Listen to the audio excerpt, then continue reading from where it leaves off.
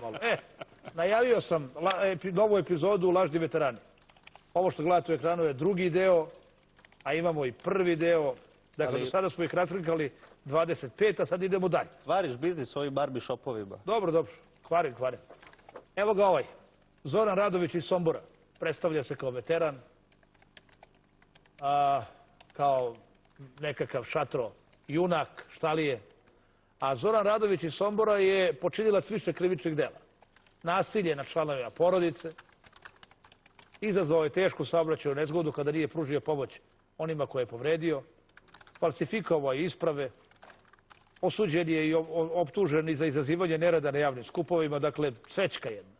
Veteran koliko sam ja profesor španskog, znate. Onda idemo dalje. Zoran Aničić iz Vršca. Znate kakav je veteran? Veteran je u maltretiranju svojih najbližih članova porodice. Počinilac krivičnog dela nasilja u porodici. Tukao i naneo telesne povrede svojoj ženi i deci. Takav je to veteran. Veteran u prebijanju žene i dece. Ali se na N1, na Nova S, svuda, po tim njihovim skupovima predstavlja kao veliki veteran i ratnik. Ratnik jest da bije ženu i da bije decu, tu je ratnik. Onda idemo dalje. Pogledajte ovoga zanimljivog tipa. Boban Petrović iz Paraćina. Nema nikakvih podataka o njegovom učešću u bilo kakvim ratnim dejstvima, a počinilac je krivičnog dela nasilja u porodici. Pa idemo dalje. Pogledajte ovoga. Vojislav Ničiforović iz sela Kriva Reka kod Čajetine. 2011. godine, pa ste sad ovo, uhapšen sa još 4 lica u Libiji zbog sumnje da je plaćenik Muamera Gadafija. Angažovao se na poslovima obezbeđenja u Afganistanu koje plaćaju privatne američke kompanije. Dakle, plaćenik. Što bi reklo ono, jedan od onih što se zovu psi rata, znate. Ali veteran nije. Veteran, ono za što se predstavlja junak, košare, vamo tamo, nije. Nego je plaćenik iz Libije, iz Afganistana. I došao sad da... Šta mislite, zašto je došao i kako je došao baš sad i pojavio se, izmileo ispod nekog kamena i on je sad veteran. Pa koga poslao? Pa da nisu ovi njegovi iz Libije, iz Afganistana ga poslali da sad u Srbiji pravi obojenu revoluciju. Zanimljivo, jako. Pa onda idemo dalje. Kojadinović Vladimir iz Bača. Nema podataka o njegovom veteranstvu, što bi se reklo. Pokrenut protiv njega prekršajni postupak zbog neodazivanja na saopštavanje ratnog rasporeda.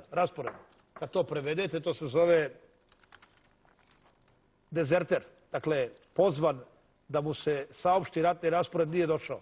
Neće čak ni da primi poziv za ratni raspored. A kamo li šta drugo? Veteran, junak.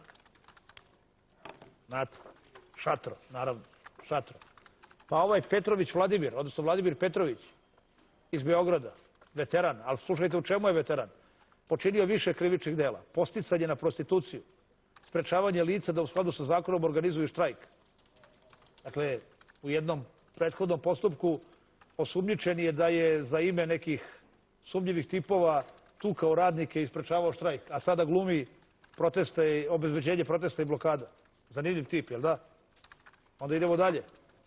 Zoran Čukić iz Smedereva, bivši podoficir, ali je isteran iz vojske, izbačen zbog prometa opojnih droga i krađe naoružanja.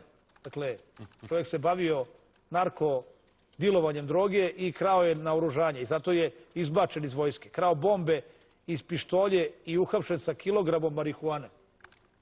Krao bombe i pištolje iz vojnih magacina, preprodavao ili pokušavao da preprodaje na crnom tržištu, a kad je uhapšen, kod njega je pronađen kilogram, ni manje ni više, nego kilogram droge, marihuane. I on je sad veteran. I on treba da, kako oni kažu, čuva našu decu. Majko moja, kakva se tu ekipa od zlog oca i još gore majke okupila. Pa onda Žarko Pavlović iz Lazarevca. Veteran, isto kažu. Sad ćete čujete i kakav je veteran. Kaže, kažnjavan je zatvorskom kaznom, a počinilac je više krivičnih dela. I to napad na službeno lice u vršenju dužnosti i nasilničko ponašanje. Dakle, jedan šibadžija, huligan, nikakav veteran.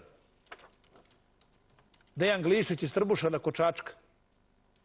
također se predstavlja kao veteran. Počinilac više krivičnih dela.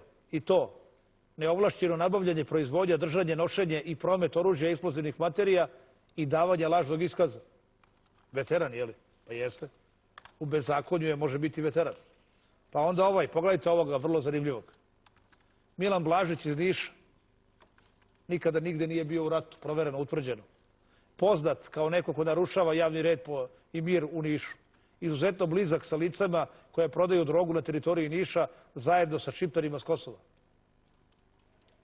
Da. I na kraju pogledajte ovoga.